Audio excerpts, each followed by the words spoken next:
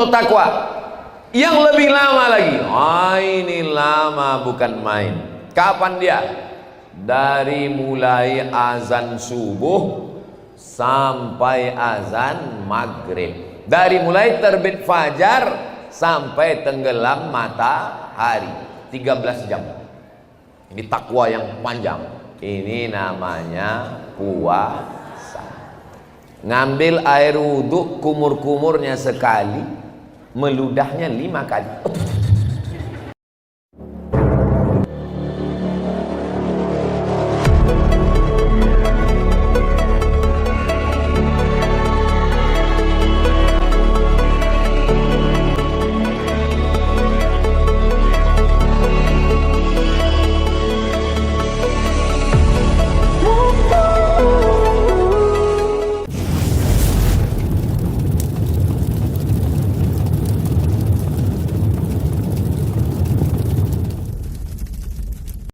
Assalamualaikum warahmatullahi wabarakatuh.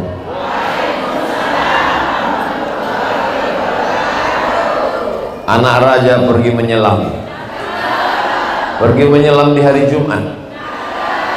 Dari bunyi sambutan salam, sepertinya ibu-ibu sedang puasa sunnah. Apa kabar semua ibu-ibu, bapak-bapak? Masya Allah, tak jelas tahap apa kata Allah. Mudah-mudahan semua sehat walafiat, istiqomah iman dan Islam.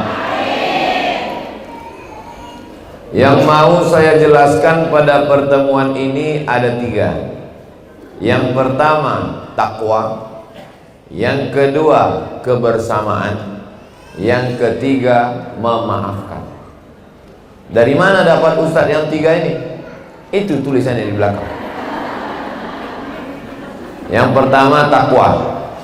Takwa selalu disandingkan dengan iman. Iman dulu baru takwa. A'udzubillahi minasyaitonir rajim. Ya ayyuhalladzina amanu. Habis iman, ittaqullah. Ya ayyuhalladzina amanu kutiba alaikumusyamu kama kutiba alal ladzina min qablikum. Ujung-ujungnya la'allakum tattaqun. Selalu disandingkan iman dengan takwa. Apa hubungan iman dengan takwa? Apa itu iman? Apa itu takwa? Misalnya kata dokter begini, ibu ada asam urat. Ibu percaya sama dokter itu bahwa ibu kena asam urat. Itu namanya iman. Beriman kepada dokter. Itu namanya iman. Ibu ada asam urat, ibu percaya sama cakap dokter itu namanya iman. Lalu dokter itu ngomong, karena ibu ada asam urat, jangan makan gonggong, jangan makan emping melinjo. Ibu takut makan gonggong, takut makan emping melinjo, itu namanya takwa. Jelas? Ibu tahu, paham, percaya bahwa ibu kena asam urat, itu namanya iman. Dekat gonggong, ibu bantai. Datang emping melinjo, untung piringnya tak kena kunyah. Itu namanya hanya beriman tapi tidak jelas? Oke, belum jelas, saya kasih contoh kedua. Saya biasa kalau ngajar dulu di kampus, mahasiswa tuh saya kasih 3. Jelas? Belum Pak Ustadz. 2. Jelas? Belum Pak Ustadz. 3. Jelas? Belum Pak Ustadz. Kalau udah 3 kali ku jelaskan, kau tak juga jelas, 2 gendangnya. Kalau tak aku keluar, kau keluar. Contoh kedua, kata dokter, ibu kena darah tinggi. Ibu percaya sama cakap dokter itu namanya iman. Karena ibu darah tinggi, jangan makan daging kambing, jangan makan gulai kambing, jangan makan sate kambing, Jangan banyak santan, jangan banyak pikiran, jangan tengok tetangga mobil baru, jangan tengok gelang tetangga, jangan tengok tas kulitnya. Lalu ibu ikuti cakap dokter itu. Setiap ada kawan tas baru, ibu pejamkan. Setiap nampak gulai daging, tak ibu makan. Itu namanya tak. Jelas? Oke, contoh ketiga. Bu, mau ada ikut acara pengajian Ustaz Somad ya? Iya. Di depan Masjid Islamic Center, masjid apa namanya? Masjid Agung ya? Ya. Ada razia loh, Bu. Ibu percaya ada razia lalu lintas di depan Masjid Agung. Percaya bahwa ada razia, itu namanya iman. Iman kepada polisi. Itu namanya iman. Lalu karena ibu percaya, maka ibu pun langsung pakai helm standar. Klik, langsung cek dompet, tengok SIM hidup atau mati, langsung buka STNK BPKB sudah bayar pajak atau belum. Ketakutan dalam hati, takut kena razia sehingga berefek pada melihat SIM dan STNK, itu namanya takwa. Jelas? Ibu percaya bahwa setelah mati ini kita akan masuk kubur? Percaya ada pertanyaan mungkar nakir? Percaya bahwa nanti setelah dunia kiamat kita akan bangkit lagi? Percaya bahwa kita akan berada di padang mahsyar dibangkitkan?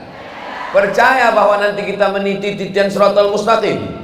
Percaya bahwa amal kita nanti akan dihisab, dihitung, dikira di hadapan Allah? Percaya bahwa kita menunggu syafaat Nabi Muhammad? Percaya bahwa kita akan masuk surga? Percaya sama neraka jahanam? Itu berarti sudah beriman. Lalu kemudian karena percaya, tutup rambut, tutup aurat, jangan jelalatan, jangan makan riba, jangan makan haram, jangan ghibah, jangan namimah, jangan gosip, jangan adu domba. Menjauhi semua perbuatan yang dilarang Allah, melaksanakan semua yang diperintahkan Allah karena takut azab Allah, itu namanya. Jelas? Udah saya kasih 3 contoh, tak juga jelas. Bagus kita pergi ke tepi laut. Allahu Rabbuna ala nuril mubin Ahmad al-Mustafa Sayyidil mursalin wa ala alihi wa sahbihi ajma'in wa ala alihi wa sahbihi ajma'in. Mudah-mudahan kita mendapatkan syafaat dari Nabi Muhammad. Saya tak suka selawat yang pakai irama-irama lagu-lagu tuh Pak Ustaz. Saya sukanya selawat itu tak usah pakai lagu, lurus-lurus aja. Tak salah.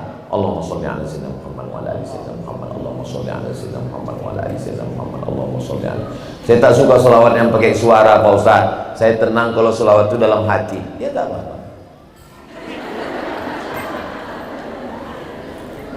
Yang penting bersedekah.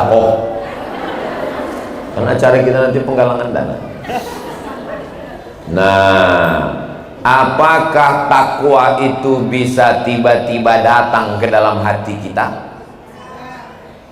Kalau saya nanya, ibu nggak usah jawab. Nanti saya jawab sendiri itu. Apakah takwa itu bisa tiba-tiba datang ke dalam hati kita? Allah mengajarkan kita menanamkan takwa melalui proses. Proses yang paling pendek adalah sholat. Allahu Akbar. Ada orang yang sholat berani menengok atap.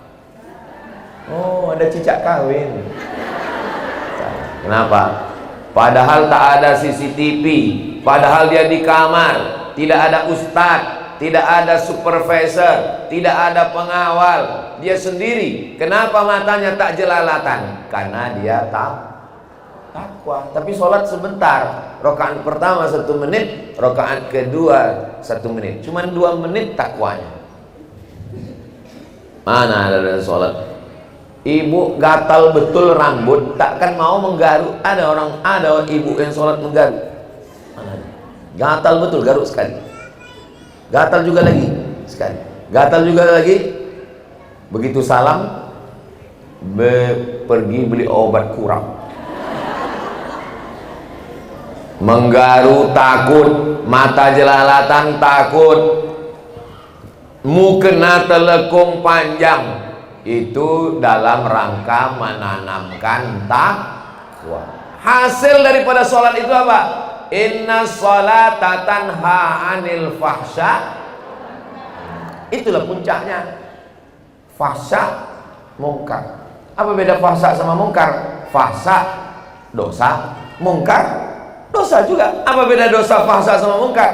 Fahsya perbuatan dosa yang terkait seksual. Mungkar perbuatan dosa yang non seksual. Kenapa Allah membagi antara dua? Karena memang manusia ini kejahatannya ada dua. Ada orang rajin bangun masjid, rajin ngasih santunan anak yatim, rajin menyumbang, rajin, tapi gatal. Itu dia kena pasal fahsya. Ada orang matanya tak jelalatan, cakapnya tak porno, otaknya tak jahat, tak pernah mengganggu bini orang, tidak pernah mengganggu anak gadis orang, tidak gatal, tapi koruptor. Ada yang lebih parah, udahlah koruptor, gatal.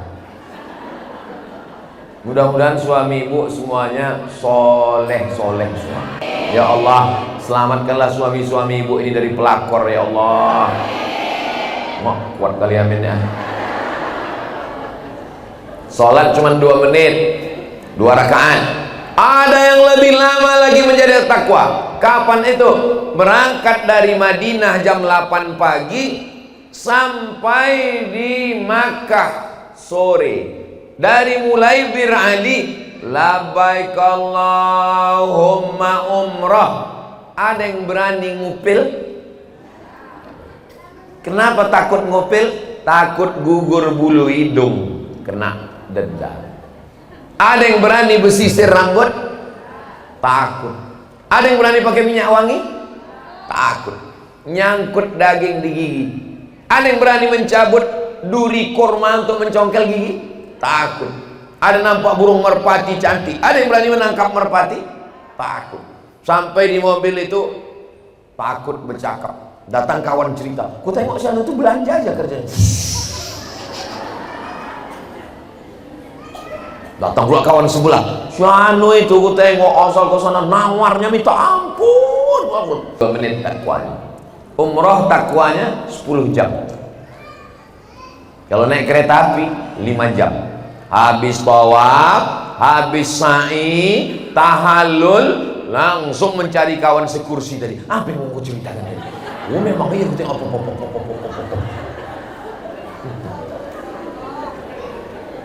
Sholat cuma 2 menit, umroh cuma 3 jam. Kalau naik kereta api dari Madinah, panjang umur, sehat badan, bulan Oktober kita akan berangkat umroh akbar bersama Ustaz Abdul Somad. Ongkos tanggung masing-masing. Sholat untuk takwa, umroh untuk takwa. Yang lebih lama lagi, ini lama bukan main. Kapan dia? Dari mulai azan subuh sampai azan maghrib. Dari mulai terbit fajar sampai tenggelam matahari, 13 jam. Ini takwa yang panjang. Ini namanya puasa. Ngambil air wudhu, kumur-kumurnya sekali, meludahnya 5 kali. Takut. Air minumnya halal, sayurnya halal, keongnya halal, siputnya halal, cuminya halal. Begitu habis suami pergi kerja, anak pergi sekolah, ibu tinggal sendiri di dapur. Ada yang berani mencicipi? Kenapa? Itulah yang disebut dengan datang kawan nelpon. Assalamualaikum. Waalaikumsalam. Apa betul kau tahu kan katanya suami si anu, bini si anu, apa. Kita sedang puasa. Terus gimana nih? Aku udah siap-siap paket ini. Nanti kita sambung habis buka puasa. Ini agak panjang sedikit, 13 jam.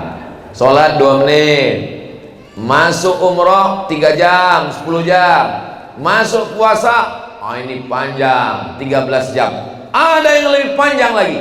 Tanggal 8 hari Tarwiyah, tanggal 9 hari Arafah, tanggal 10 hari Nahar, 11, 12, 13 hari Tasyrik, 6 hari. Ini yang disebut dengan ibadah haji. Ya Allah, berikanlah kami kesempatan bisa berhaji ke Baitullah. Alhamdulillah Pak Ustadz, saya berangkat tahun 2024 nih Pak Ustadz. Oh, Bapak store ONH-nya berapa? 2013 Pak Ustadz. 2013 berangkat. Salah satu ustazah yang ngajar di Ma'had Az-Zahra, tempat Ustazah Fatimah, berangkat sekarang. Baru tamat pondok. Tanya orang tuanya, nyetornya kapan? SD. Maka anak-anak ibu, bapak, sekarang kabarnya ada yang sampai 20 tahun, ada yang 30 tahun. Jadi kalau saya store sekarang, umur sekarang 27, berarti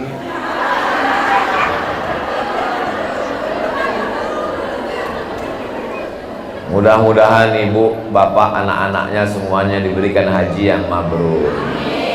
Saya cuma mau menceritakan bahwa semua ibadah-ibadah yang diberikan Allah, sholat, umrah, puasa, haji, itu semua tujuannya adalah takwa. Orang kalau tidak mengerti ibadah ini, kau kemarin balik dari umrah ya? Iya. Kayak mana perasaan di sana? Panas. Kau kemarin dari umrah ya? Iya. Kayak mana di sana? Alah, harga jilbabnya sama aja macam di Batam. Nggak ngerti dia untuk apa ibadah ini. Padahal ibadah. Kau kemarin umrah ya? Iya. Gimana perasaan? Tengok umrah itu cuma mutar-mutar, lari-lari. Padahal tujuan daripada ibadah itu semuanya adalah takwa. Khotib naik ke atas mimbar, 5 rukun khutbah. Alhamdulillah. Allahumma salli ala sayyidina Muhammad wa ala ali sayyidina Muhammad. Ya ayyuhalladzina amanu taqullah, usikum wa nafsi bitaqwallah. Allahumma firil muslimina wal muslimat. Yang wajib diantaranya adalah wasiat takwa. Mencari menantu, takwa.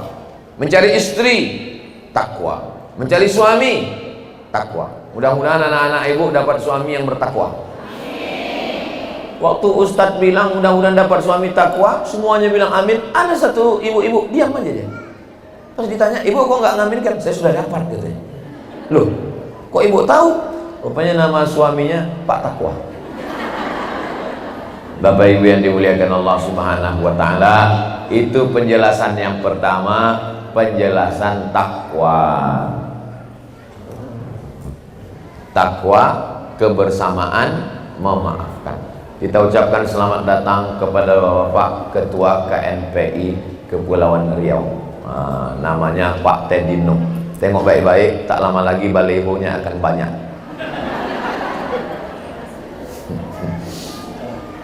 Berikutnya yang kedua adalah kebersamaan. Ibu seringkali bersama-sama ibu itu. Iyalah Pak Ustadz. Kenapa ibu bisa bersama-sama dia? Karena kami sama-sama kaya. Ibu seringkali bersama-sama dia, iya. Kenapa sama-sama sering sama-sama dia? Karena kami sama-sama PNS. Ibu seringkali sama-sama dia, iya. Kenapa bisa sama-sama dia?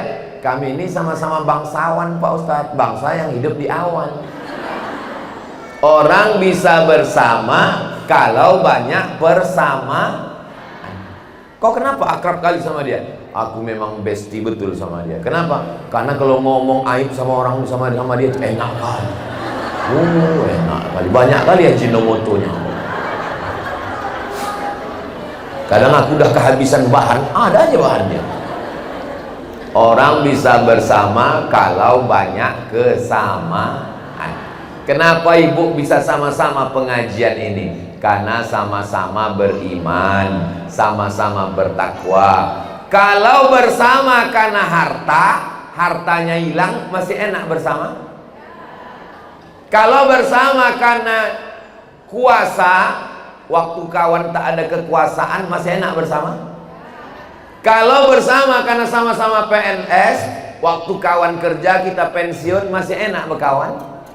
Maka bersamalah dengan satu persamaan yang tak akan lekang karena hujan, tak akan lapuk karena panas. Kebersamaan dibangun dalam dasar la ilaha illallah. Insya Allah, kalau kebersamaan ibu jaga dengan ini, bersama bukan karena harta, bersama bukan karena kuasa, bersama bukan karena partai, bersama bukan karena jabatan, bersama bukan karena status sosial, bersama karena la ilaha illallah Muhammadur Rasulullah. Kalimatu haqqin 'alaiha nahya, dengan itu kita hidup, wa 'alaiha namutu, dengan itu kita mati, wa biha nub'atsu, dengan itu kita akan dibangkitkan di padang mahsyar nanti insyaallah. Amin ya rabbal. Saya sekarang ini beda dengan kunjungan sebelum-sebelumnya. Saya ke Batam ini sejak 2014, sekarang sudah 2024, sudah 10 tahun saya bolak-balik. Tapi kedatangan sekali ini bersama dengan orang-orang yang memang kami sudah bersama sejak tahun 98. Sekarang 2024, persahabatan seperempat abad. Ini yang hadir sekarang nih, ini sahabat-sahabat saya ketika kami sama-sama kuliah di Mesir. Ini yang pakai baju batik, ini namanya Ustadz Haruna Hasim. Saya angkatan 94, beliau angkatan 92. Tapi mukanya mudaan beliau. Di sebelah beliau itu namanya Ustadz Fadil Rahmi Tengku dari Aceh, anggota DPD RI, kantornya Senayan di Jakarta. Beliau kakak kelas saya di pondok Darul Arafah Lau Bakri, Deli Serdang, Sumatera Utara. Ke Mesir angkatan 96, saya 98. Di sebelahnya itu namanya Ustadz Zainuddin, bukan yang ditinggalkan Hayati. Dia angkatan 96 dari Medan, saya angkatan 98. Yang satu lagi itu hilang, takut dia, sembunyi di balik. Namanya Amir Syarifuddin. Dia angkatan 99, saya angkatan 98. Kenapa kami bisa bersama sejak 98 sampai sekarang? Karena mereka tak pernah melihat kasta, tahta, wanita, Toyota.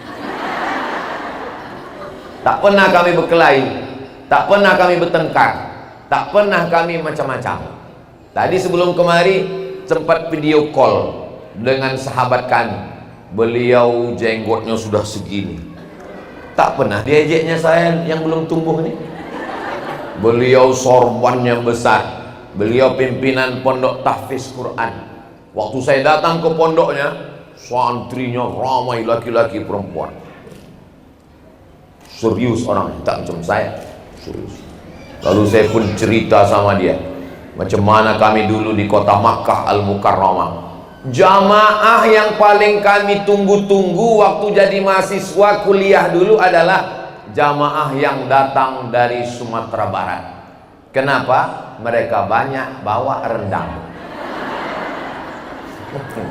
Asal nampak dari Padang, dari mama. Ambo dari Bukit Tinggi. Oh, dakek mana aja bawa laci-laci aneh rumahnya di rumah awak. Dari mana? Ambo dari Riau. Oh, dakek tuh katanya. Dari mana? Kami kuliah mah. Langsung dikasihnya rendang sebungkus. Jadi kami tinggal beli nasi aja. Beli nasi 5 rial. Oh, itu udah banyak. Dibentanglah di halaman Masjidil Haram itu. Masih 5 rial. Ditumpahkanlah rendang tumpuk. Begitu ditumpahkan, tercirik merpati dari atas.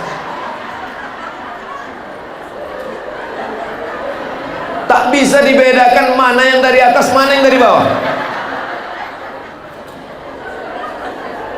Jatuh ke peci. Inilah ke kawan saya yang punya pondok tahfiz yang kami video call tadi. Jadi waktu dia sedang di pondok, sedang serius, saya ceritakan itu ke dia. Langsung dia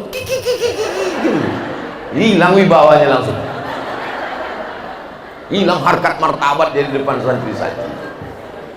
Jadi indahnya kebersamaan itu. Makanya ibu kalau sedang tak enak badan, kalau rasa demam-demam angat-angat, demam-demam puyuh, cara menyembuhkannya, kumpullah sama kawan-kawan, sehat langsung.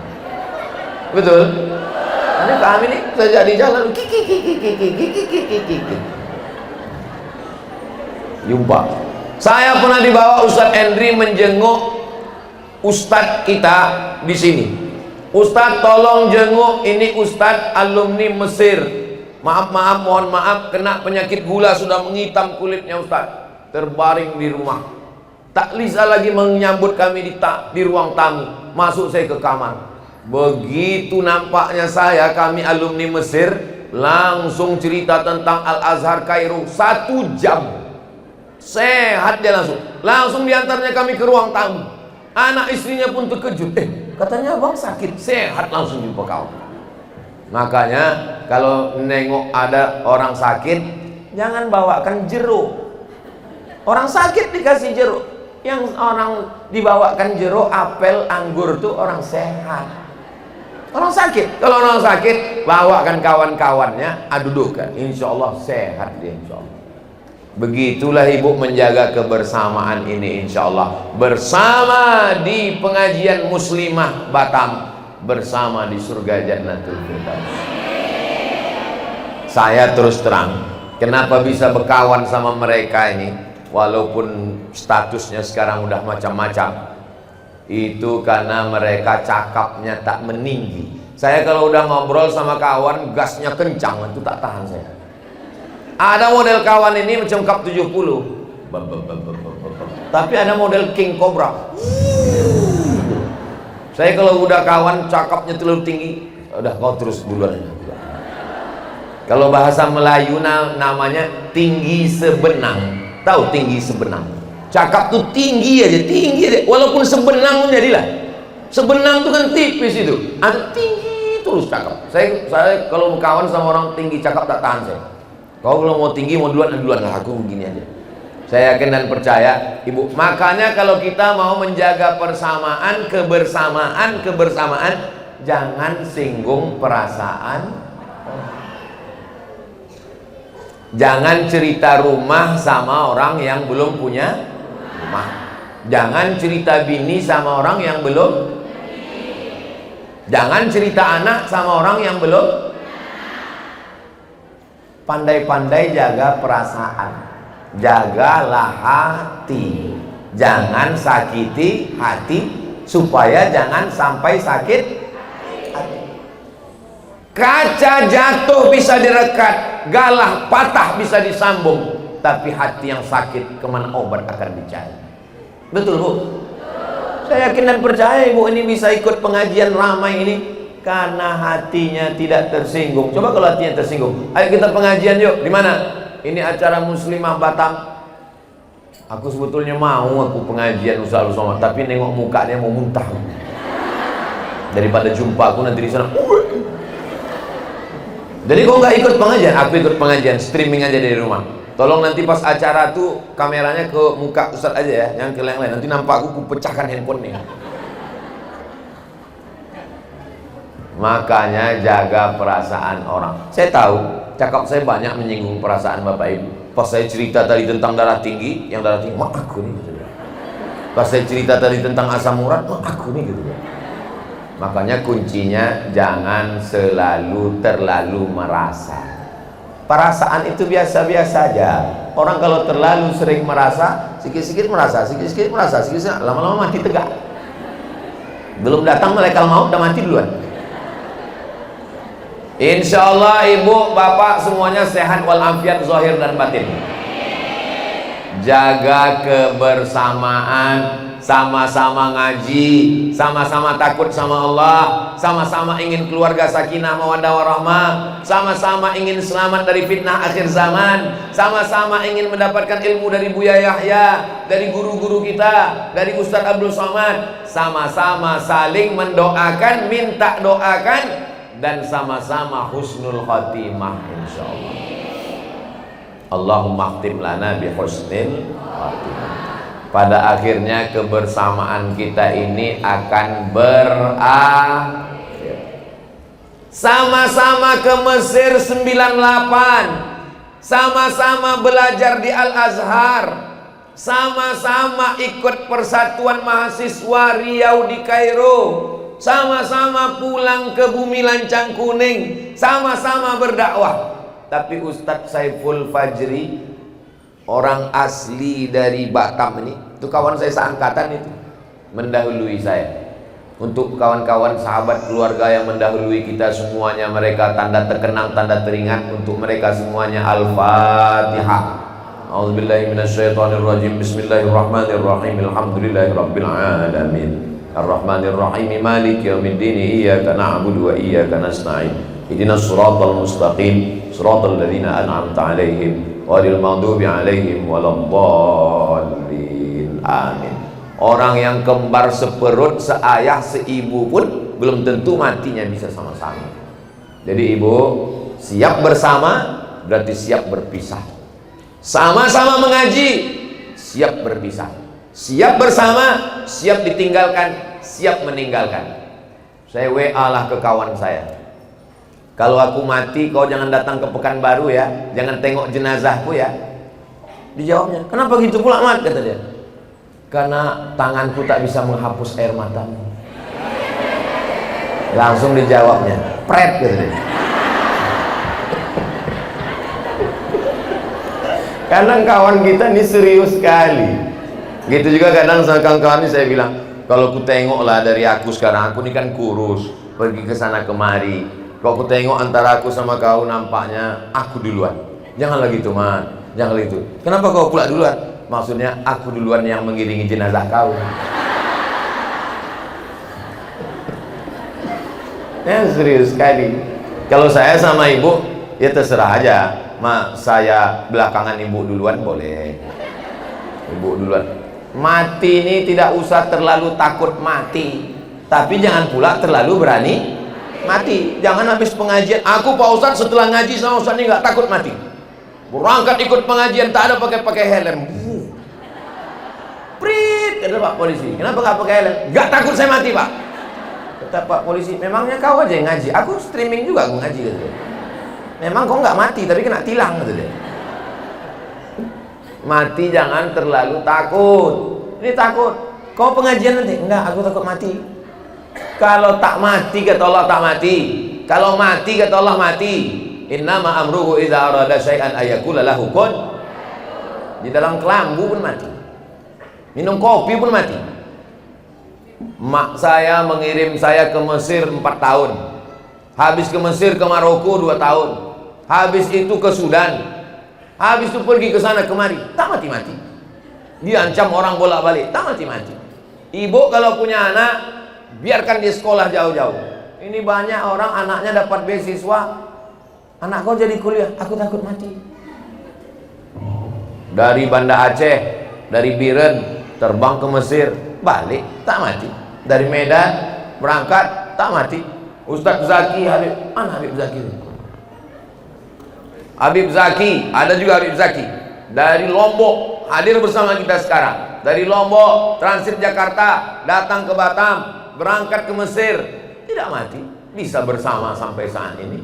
Jadi masalah mati ini jangan terlalu takut, tapi juga jangan terlalu berani. Berenang tak pandai, pas diajak orang mandi ke laut, memang tak mati tapi setengah mati. Nah, kita ini bersama ini tak lama. Berapa lama kita bersama ini? Sementara malaikat maut datang. Itu lamanya hidup. Apa hidup itu? Sementara malaikat maut datang. Jadi Ustaz Somad memahami hidup itu apa? Saya memahami hidup itu simple aja. Sementara malaikat maut datang, aku keliling-keliling dulu. Kemarin dari Lombok, sekarang ke Kepulauan Riau, habis ini nanti ke Kalimantan Utara, habis itu keliling. Jadi kalau ditanya orang, kenapa lah Ustaz keliling-keliling? Sementara malaikat maut datang. Kalau udah datang dia bisa kita keliling lagi? Kelilinglah kalau dia lembar barzakh tuh.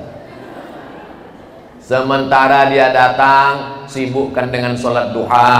Sementara dia datang, sibukkan dengan tahajud. Sementara dia datang, datanglah ke rumah kawan, jamulah dia makan diundang, jalanlah sama dia, kasihlah dia kain, kasihlah dia jilbab, kasihlah dia telekung, senangkan hatinya, kebersamaan. Jangan nanti setelah dapat kabar dia mati, meninggal, barulah menyesal.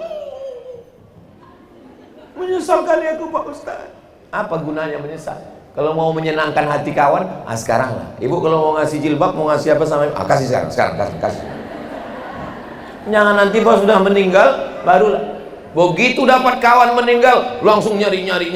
Anaknya pun bingung, mak nyari apa? Nyari foto kami waktu pengajian, mau ku upload, mau lingkar merah. Itu rupanya tujuan nasib bergambar, berfoto. Supaya meninggal, langsung upload ke FB, lingkari merah. Innalillahi wa inna ilaihi raji'un. Allah maafillahu warhamhu. Langsung yang bawah, amin. Apa ini? Kalau memang betul bersama berkawan, datang. Tanya, ada yang menyelenggarakan jenazahnya nih? Tak ada. Aku yang memandikan, aku yang mengkafankan, aku yang akan mengantar. Jangan. Perempuan sebaiknya tidak mengantar, makruh hukumnya. Cukup di situ saja. Kenapa perempuan walaupun berkawan, walaupun akrab ibu di sini, ibu hanya memandikan kalau pandai. Kalau tak pandai jangan. Ibu-ibu yang baik-baik, disiramkannya air itu tak langsung disiramkan. Memandikan jenazah bukan disiram begini, disiramkannya ke tangan. Kenapa? Karena airnya akan jatuh ke kulit. Jatuhnya air ke kulit itu pun dia perhatikan. Itulah kalau baik kita. Coba kalau kita tak baik, sombong, angkuh, pamer, flexing, mati kita. Disemprot orang pakai dorsmir, jambeknya Bruce WC. Kau yang sombong dulu kan, orang baik mati, orang jahat mati, orang kaya mati. Janganlah dendam kalimat. Pada akhirnya yang kita kenang, yang kita ingat adalah kenangan baik. Maka tinggalkanlah kenangan, supaya kalau kita meninggal, kawan kita menangis, puncak dari tangisannya adalah Al-Fatihah. Puncak dari tangisannya adalah Allahumma firlahu. Puncak dari tangisannya adalah mendoakan kita di tengah malam. Itulah yang kita inginkan. Jangan sampai pas kita mati, si anu meninggal ya, iya alhamdulillah. Muak kali aku kalau disumpul sama dia, cerita harta, bosan kali aku kalau duduk sama dia, cerita kehebatan dia aja. Sejak dia meninggal nih baru agak tenang hatiku sedikit. Tapi insya Allah ibu-ibu ini kan sudah puluhan tahun bisa bersama. Mudah-mudahan yang memisahkan ibu hanya kematian saja insya Allah. Apakah kalau sudah meninggal satu, hidup satu, alam barzakh satu, alam dunia satu, lalu hubungan kita putus? Saya dengan Ustadz Saiful Fajri tidak putus. Buktinya saya ajak semua 100, 200, 300 jemaah membacakan Al-Fatihah untuk almarhum, mengalir pahalanya semua. Mengenang kawan baik. Saya pun juga berharap begitu. Kalau dapat kabar saya meninggal, insya Allah sahabat-sahabat saya nih, senior-senior saya nih, pasti akan dibawanya jamaahnya untuk almarhum Ustadz Abdul Somad jangan baca sekarang. Membaca Al-Fatihah untuk orang meninggal itu pahalanya sampai. Kalau membacakan Al-Fatihah untuk orang hidup itu bertawassul kepada Allah dengan membaca surat Al. Jangan heran nanti kalau ada orang sakit, untuk kesembuhan bapak ini kok dibacakan Al-Fatihah Pak Ustaz? Itu tujuannya bertawassul kepada Allah dengan membaca makanya dibaca ala hazihin niyah, untuk niat yang baik ini, wa kulli niyatin sholihah, semua niat yang baik-baik. Itu semua kebersamaan kita tidak pernah putus. Datang orang berkulit hitam, budak miskin susah, hamba sahaya memeluk Nabi. Kata Nabi, kenapa lah kau peluk aku kuat-kuat? Aku takut nanti tak jumpa dengan engkau, tak bersama dengan engkau di akhirat ya Rasulullah. Apa kata Nabi? Almar'u ma'aman ahab. orang akan bersama dengan siapa yang dia cintai. Cinta kita, kasih sayang kita karena Allah Subhanahu. Ustaz, ya. Nanti saya kalau di surga itu jumpa lagi sama suami saya, Pak Ustaz. Iya, Bu. Alhamdulillah, kata ibu. Rupanya dia ingin tetap bersama dengan suaminya. Bapak-bapak itu pun gitu juga pertanyaan. Ustaz, ya. Nanti saya kalau di surga itu sama dengan istri saya, Pak Ustaz. Iya, Pak. Lama Bapak itu teman. Beda jawaban pertanyaan. Kalau perempuan dia bilang, Ibu nanti sama Bapak. Alhamdulillah, Pak Ustaz. Tapi kalau Bapak, terus Pak, kenapa Bapak temen? Sedang di dunia aja aku tak tahan, Pak Ustaz.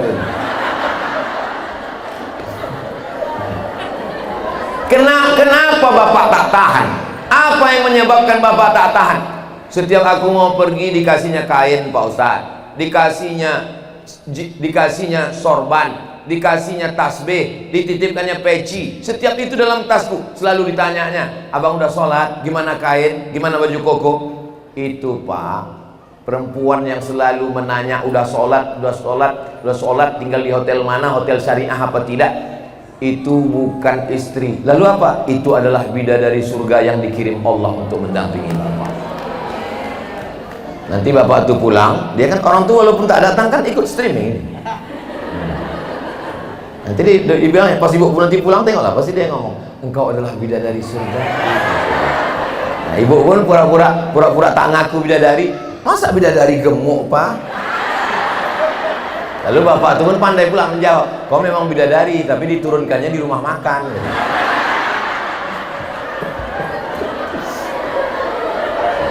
Tak percaya nanti tengoklah pasti.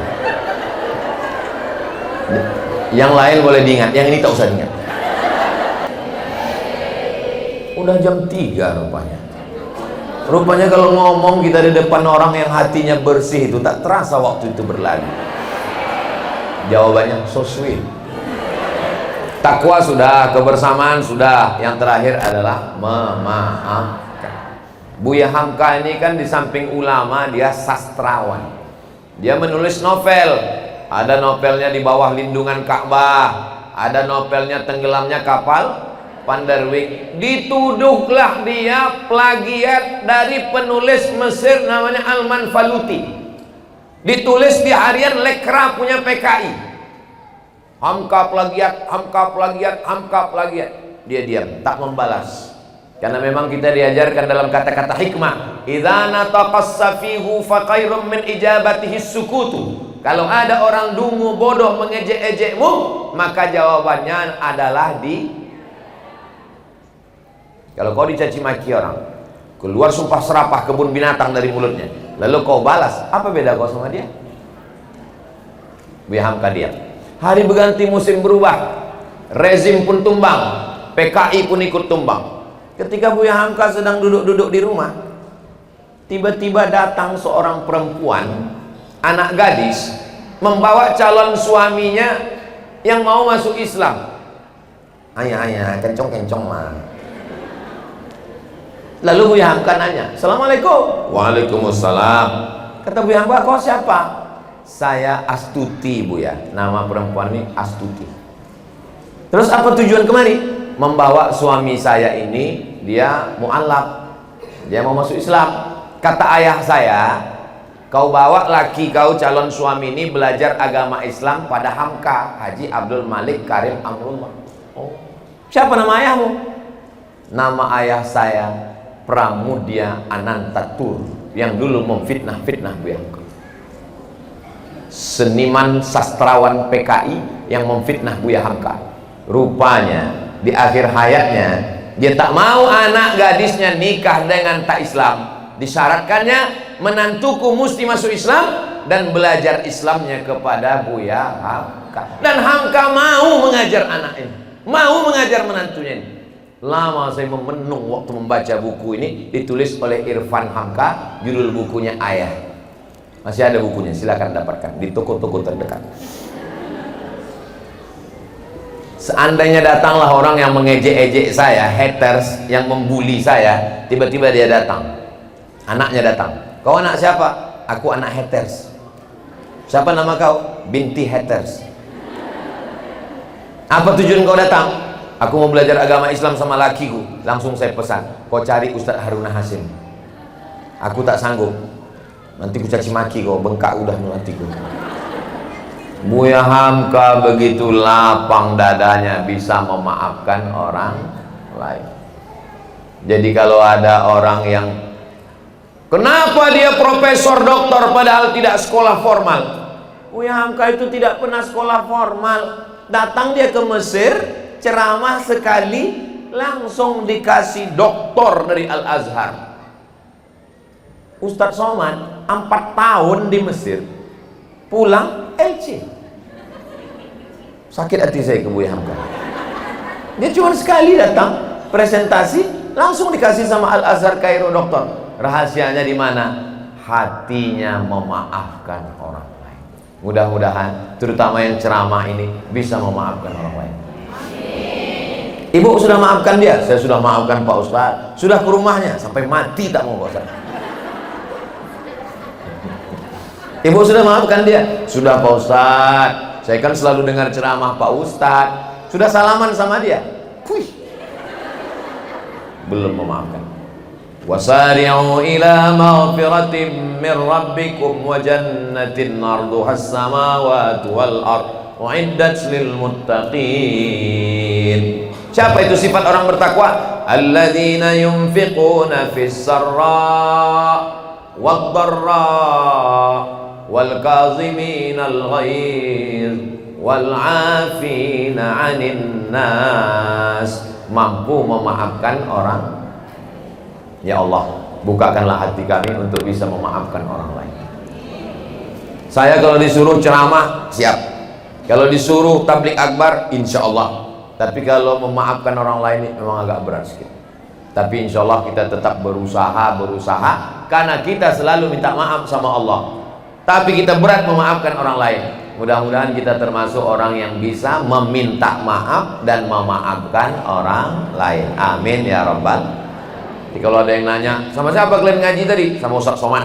Apa yang dibahasnya? Ada 3. Apa aja pembahasan dia? Ketakwaan, kebersamaan, dan memaafkan. Bisa kau jelaskan? Aku sebenarnya bisa, cuman nggak tertangkap sama kau. Tinggi kali menjelaskan. Gitu caranya kalau mau ngelak.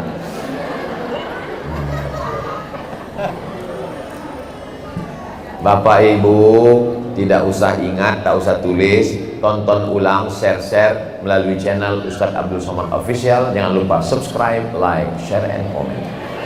Nah, tadi kan 3. Pertama tausiah, habis itu penggalangan dana, habis itu yang ketiga tanya jawab. Jangan kemana-mana, kita lanjutkan setelah yang satu ini.